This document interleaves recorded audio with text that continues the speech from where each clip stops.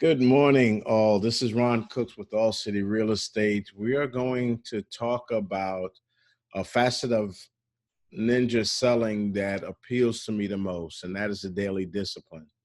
You see, we look at real estate and know that there are a million things for us to do, yet we don't know where to start.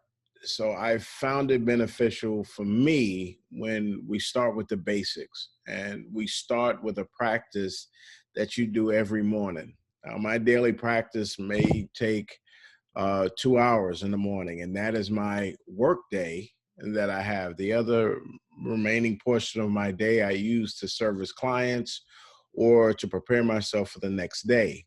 But the work that I do with real estate is 2 hours a day. So let's break that down. Normally, you do a job at 9 to 5, 8 hours a day is what you're putting in for an employer. I am just simply suggesting that you put at least 2 hours a day to your own business, and it'll be very beneficial. So, give me a second. Let me share my screen as soon as I figure out how to do that. There we go. All right.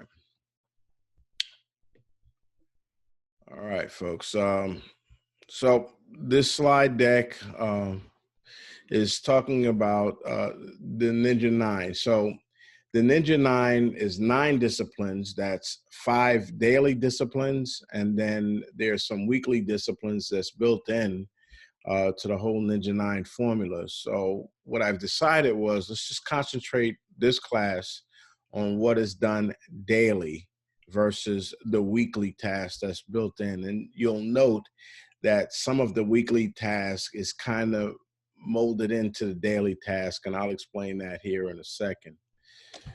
All right, so if you haven't already, please read Ninja Selling by Larry Kendall and check out YouTube because there are plenty of videos that they've already published, and there is this Ninja U University that they also have. That Ninja U University is a subscription, but there are loads of videos out there as well, from the buyer presentation, seller presentation, mindset, interviews.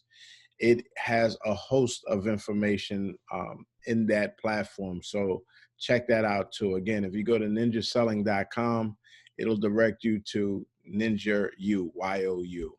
So, all right, quote by John Maxwell. I absolutely love this change. You'll never change your life until you change something you do daily.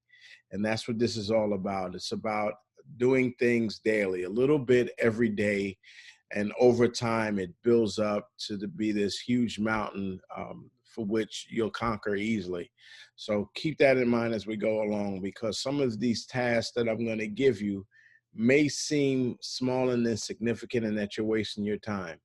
It is these habits that's done daily over time that will build to something huge, which is your business.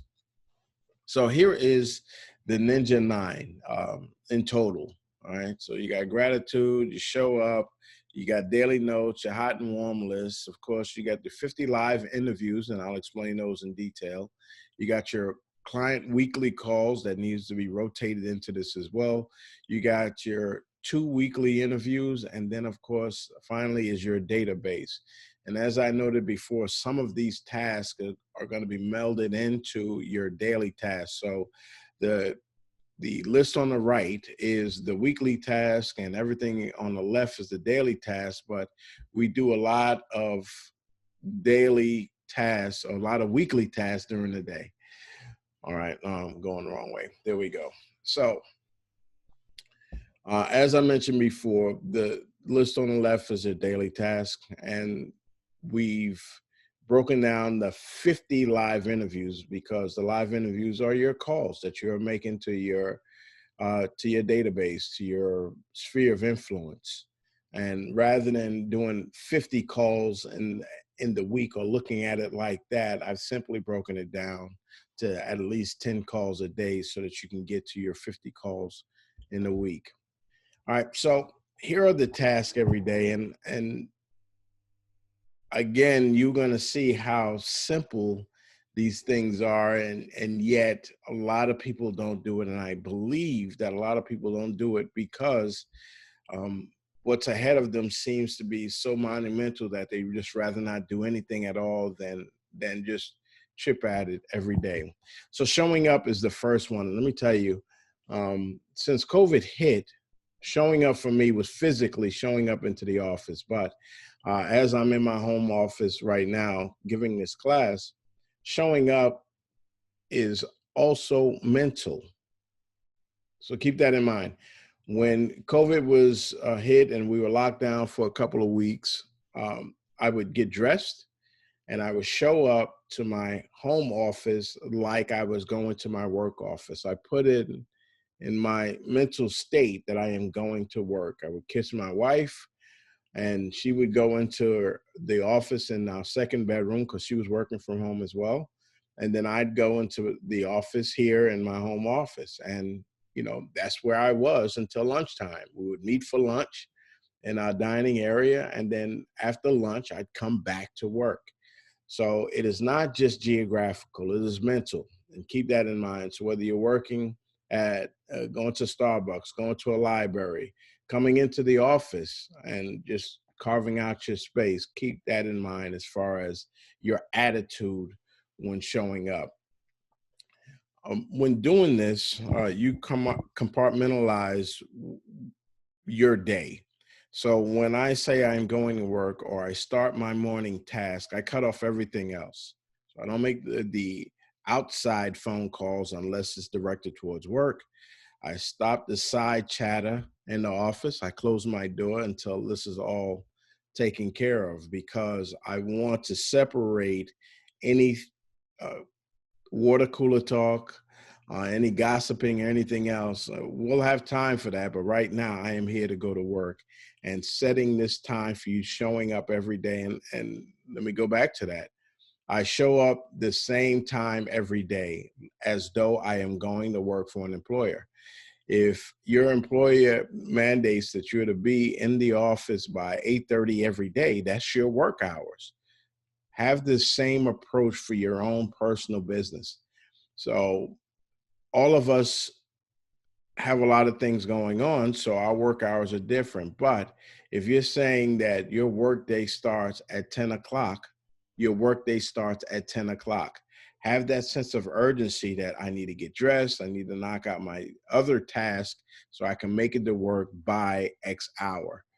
So mine is 8 o'clock in the morning. I am in the office, whether in my home office or whether in the actual office, by 8 o'clock every day. And I feel that sense of urgency every day. And you need to establish that too, that you need to be at work at this time every day to start your task.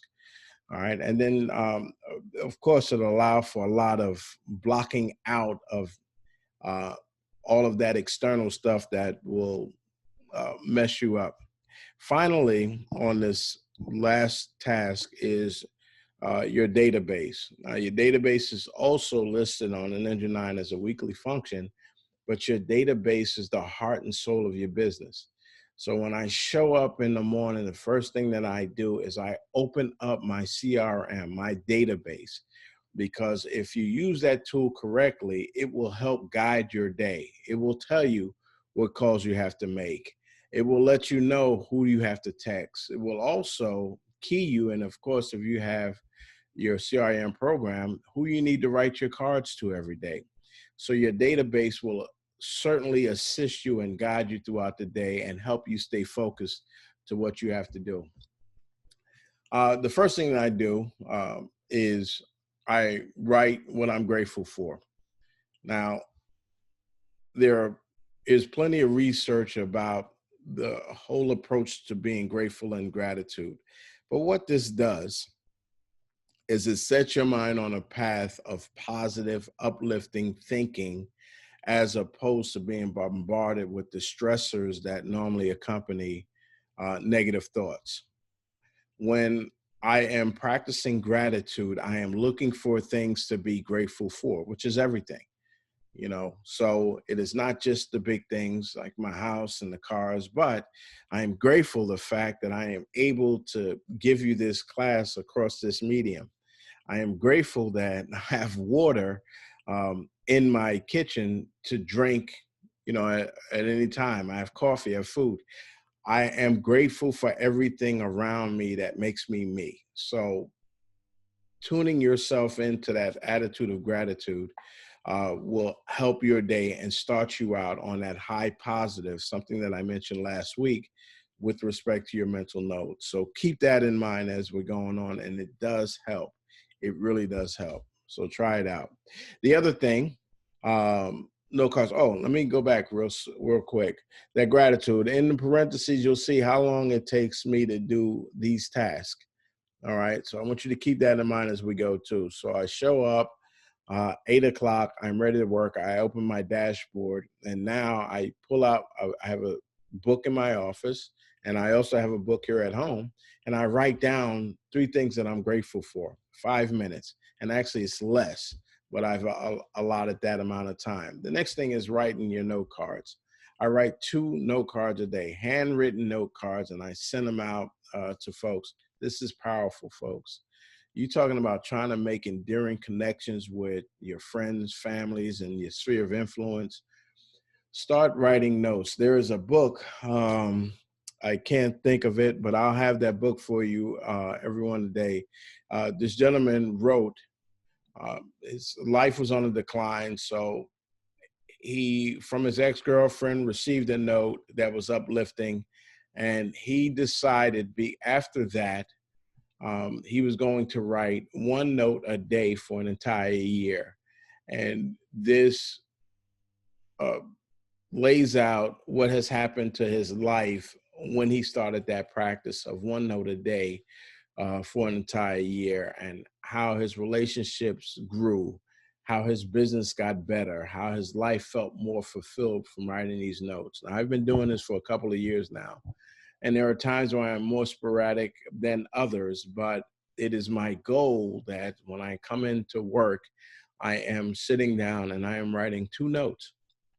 Please understand, I write the notes, I put it in an envelope, and I write the name on the envelope. I worry about addresses later. That was a huge obstacle for me, because if I didn't have their address, that stopped me from writing the note. Forget that. Write the note, put their name on the outside of the note, and then look for their address later. Look for it that afternoon. You can look up their address. So send them a quick text and say, hey, listen, I was thinking about you. I wrote you a note, then realized I did not have your mailing address. Would you mind sharing it with me? All right. Of all of the years that I've been doing that, or have done that, not one person said, no, Ron, you can keep your note. Not one person. So just ask and tell them what it's for, why you're asking for their address, so that you can send them a note, especially if it's a close friend. The bonds that's formed from writing these notes are huge. All right. And the things that I write about, see, I use social media in a different vein now after I've watched this class. I used to use social media to put out ads so that people will be drawn into me. I use social media now to put out content, all right, to let them know that I am the subject matter expert. So I put out a lot of content with my social media postings. And I use social media to pull information so that I can write these cards. Who's got birthdays coming up? Who just had a baby? Whose kids just graduated? All right. Whose mother just came in or is sick, and and they're staying with them. And then you write a sympathy note, a note that, hey, I'm with you and I'm praying with you type of note. But I use social media to get the information so that I can send out a card and let these folks know that I'm thinking about them. That takes me about 15 minutes. Actually, now it takes me about 5 minutes to do it, because I've adjusted that habit, but allocate 15 minutes to write those notes. Then next we have the hot and warm list. That is simply you staying on top of people that you've made a connection with that um, is about to be under contract. Hot list is simply anybody that you believe will be under contract, either by listing or they found a home that they like, 90 days or less. All right. So These folks you communicate with more frequently because they're closer to making a decision about whether or not they want to do business with you with respect to buying or selling. So anybody 90 days or less. I used to keep 3x5 cards, write the name, number, the last time I talked to them, and I stuck them in a file box, and that was it. And until something prompted me to go into that box to pull them out, I did not do it. Now, 3x5 cards are still a great way to do it, but this hot list and warm list tells you that every day you're going through that file box, or for me now, it is simply a list that I've developed. One side is hot list, the other side is warm list, and I review the list every day. And as I'm looking at each name, I am asking myself, what of value can I provide this person today? And that also helps me uh, decide who I'm going to call that day too for our daily interviews. All right. And I'll go over that in a second. But it helps me decide my day. It helps break it out for me. And again, if you're using your dashboard correctly, your dashboard is telling you who you're going to call, because after you spoke to them the last time, you're going to put in a reminder note to call them in a week. And then when that day comes by the following week, their name will pop up on your dashboard, and it'll help you develop your hot and warm list electronically. But I still like working with the paper because I can feel it, touch it, make quick notes on it, and then from there, I'll update the database. But having that list in front of you is huge, and it keeps them in mind with you. So we always want to be top of mind with our clients, but this list helps helps you keep them top of mind, so that when you do come across a house or you hear a conversation that may benefit one of your clients, the fact that you've reviewed this list as often as you are, they will stay top of mind. And then you say, oh, that'll be perfect for my client. Or you got land for sale. I have a client that needs 10 to 20 acres. And now you may not have spoken to this client for 2 months, but the fact that you are reviewing this hot and warm list daily, you will know that these clients are the ones that's in the chute, and you won't give another realtor a chance to stumble across your client because you did not follow up with them as you should have. All right, now the warm list. And for me, I simply flip my sheet of paper over. Warm lists is those that are looking to buy or sell 91 days to a year. And your goal is, what do I need to get them to the hot list? What information do they need from me to advance their cause or their decision to buy or sell their home? What do I need to do to shift them to the warm list, to the hot list? And this is what I'm asking myself as I'm going down this list. And are they due a call from me? Now, the question is always asked, how often do I call hot lists or warm lists? Well, you will know that after you've developed a relationship with these folks that's on your list. I cannot tell you that, nor will I attempt to blanket an answer and try to get you to put your clients into a template of calls. In other words, because they're on hot lists, you're going to call them once a week. No, that's disingenuous, because if you don't have anything of value to offer them, then those calls can start to become a nuisance call. All right. I may call somebody on my warm list. As a matter of fact, I do. As a client, I call on my warm list more often than a client that I call on my hot list. They are on my warm list because they are in a rental situation. So we can't buy within 3 months now because of that.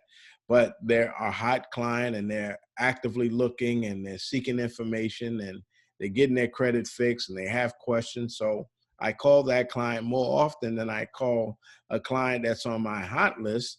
I have an investor that's on my hot list. Now, that just simply means that as soon as I find a house that's in his criteria, he's going to buy it. He is going to buy it, but I need to find something that matches it. He's on my hot list, and I see it, and I know how often I need to talk to him. So him, I may talk to once a month, send a quick note, checking in on you. but that warm list person I'm talking to more often. So each person commands their own amount of communication, and you know that, and you'll know that best if you're communicating with them on a regular basis. All right, so here's the the crux of the day, the 60 live, number 6 live interviews, and I take about 30 minutes to an hour. The goal for me, we with Ninja Selling, you want to make these 50 live calls a week. These are very intentioned calls. All right. So you want to either make a call, it's going to be face-to-face Zoom, but face-to-face is primo. If you can get in front of them, that is primo. But the calls are typically what I do throughout the week. Texting is acceptable if it is acceptable with that client. I have some clients that prefer not to talk at all, and the majority of our conversations by text. It is with them that I'll text, but that's after I've developed a relationship with them. My default is a call, all right? And from those calls, or based on those calls thereafter, then I'll decide what is probably a best way to communicate with that client as we go. I am asking the Ford questions, and I'm putting them into a nice Ford sandwich, if you will. So there's a 5-step approach to these calls. I start with the greeting, the salutation, and then I'll ask a Ford question where it is family, occupation, recreation, or dreams. The third step is I'm getting to the business of the call. Then I end it with a Ford question, family, occupation, recreation, dreams, and then I say goodbye. So that's the 5-step approach. Good morning, Bob. It's Ron. How you doing today? Well, good. Listen, how's the new job coming, man? I know you were supposed to transfer to that new division last week. Is that going okay? It's good to hear. Listen, Bob, the reason for my call is I wanted to give you a quick update on the house that you were looking at. It is still under contract with another buyer. However, I am still keeping an eye on it. So in case that deal falls through, the agent knows that to contact me so I can call you. All right. Hey, listen, I know the boys got a game coming up this weekend. I wish them luck. I pray everything goes as they would like to do it. You have a good day. That's the call. I am in and out. All right. 2 to 3 minutes is what I allocate for my time to get these calls done. And that's that. I am in and out. If you have a long talker, my advice is you start your end game of the conversation when you pick it up. Hey, Bob, listen, I only have a couple of minutes before my next meeting, but I took this opportunity to give you a quick update on what's happening. So I start the conversation with the ending when I have a long talker. That way they'll know in the beginning that you don't have a lot of time. You just want to get in and get out and give them that information to make the call. Again, text is okay and acceptable. Email is the final way of doing anything. There's so much email noise right now. That's really not a way to do it. But don't blast them with a chain letter or block letter with email. It's a very short, and keep it personal. Make sure you put their name in the subject line so they know that this thing is not some spam or some approach. Although we do have a lot of programs out there that can make it look that way, but try to personalize your note as much as possible so they know it's coming from you and it's coming from the heart. All right. And as you're going through these things with your gratitude notes, with your calls, you're updating your database. Remember, the first thing that you did in the morning was turn on your database and start guiding it. So as I talk to anybody, as I text somebody, as I send them a card, I go to their name in my database and I update it, sent a card, sent a note, gave them a quick call. And then I always make sure that I put a date to follow up with them. And in doing that, that helps me set up my day by way of my database. So it's not as difficult as some people think, because I'm doing this daily and it's adding on to it. All right. So just a couple of quick points of emphasis here. I subscribe to the Miracle Morning, or the Patterns of the Miracle Morning. If you don't, Hal Elrod is the creator of the Miracle Morning. It is routines that start your day. every day. And it helps me tremendously, and it helps me fulfill my life. I've taken that same approach and I moved it to my business day. So I have a miracle morning for my life that I do here at home, but then I also have a business morning where it's that same pattern and that habit that I've created every day. I suggest you do the same by reading the miracle morning and help develop your own business pattern for the day. Work from a position of gratitude. All right. And in working from gratitude, you'll start to shift your thinking from scarcity to abundance. All right. There's plenty of business out there. I don't worry about leads because by staying in contact with my sphere, with my past clients, I create my own leads. I create my own work without having to pay anybody to send me a lead or a brand new person that I don't even know. But to nurture your own relationships will give you a better business that you will have to start giving some of these referrals away because it's going to be too much for you to work. You know, I finally gotten to the point in my career where I am 100% referral based. However, I could have gotten here a lot faster if I had these methods in the beginning of my career. So keep that in mind as you go on. Focus on one task at a time. Don't try to multitask. Multitasking is a farce.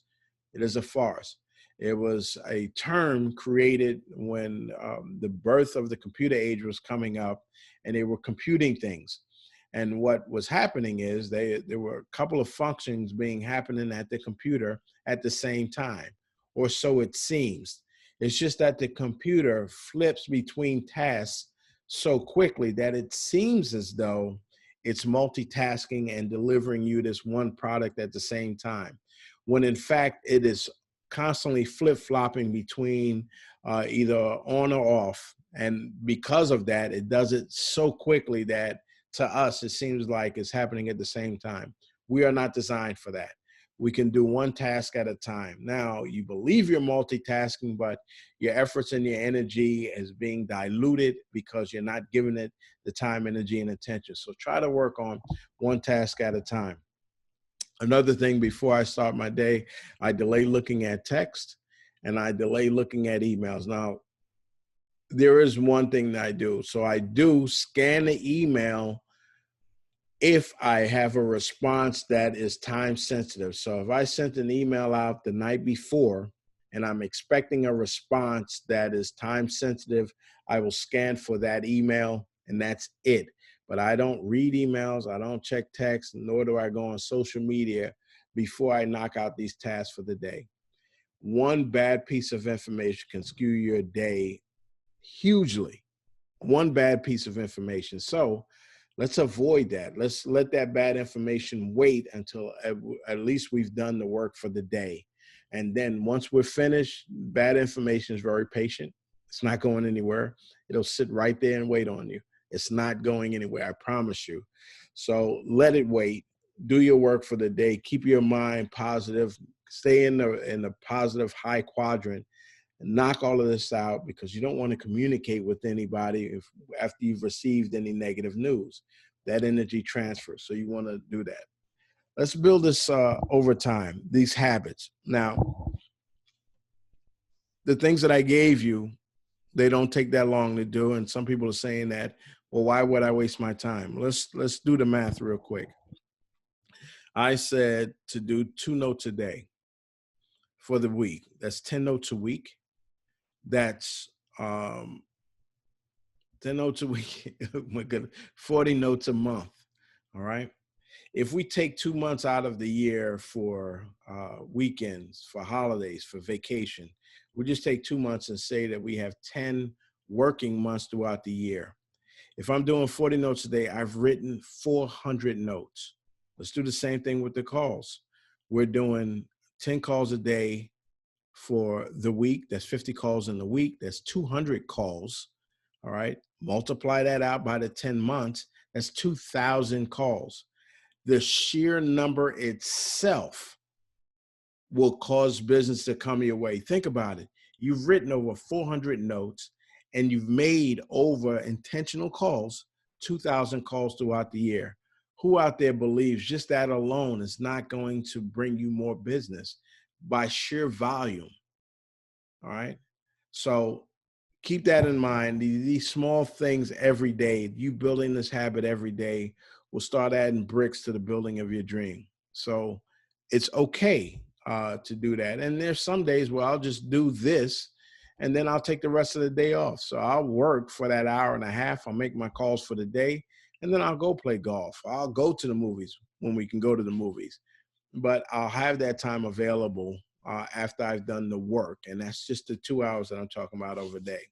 I use a planner, especially the planner that helps me set up the week before. And please, please, please start using your database that's offered to us, because it may seem simple in the beginning and you got it. You can handle it. All right. But remember, 400 notes, 2,000 calls. You need a system that can maintain that can maintain reminding you who you made your call to last, what that call was all about, and when you need to make a call to them next. All right.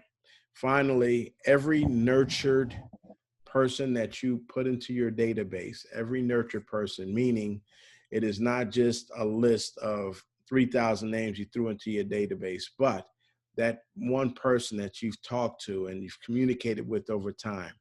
If you count those out for every nurtured person that's in your database, that equals to about $1,000 of gross commission income.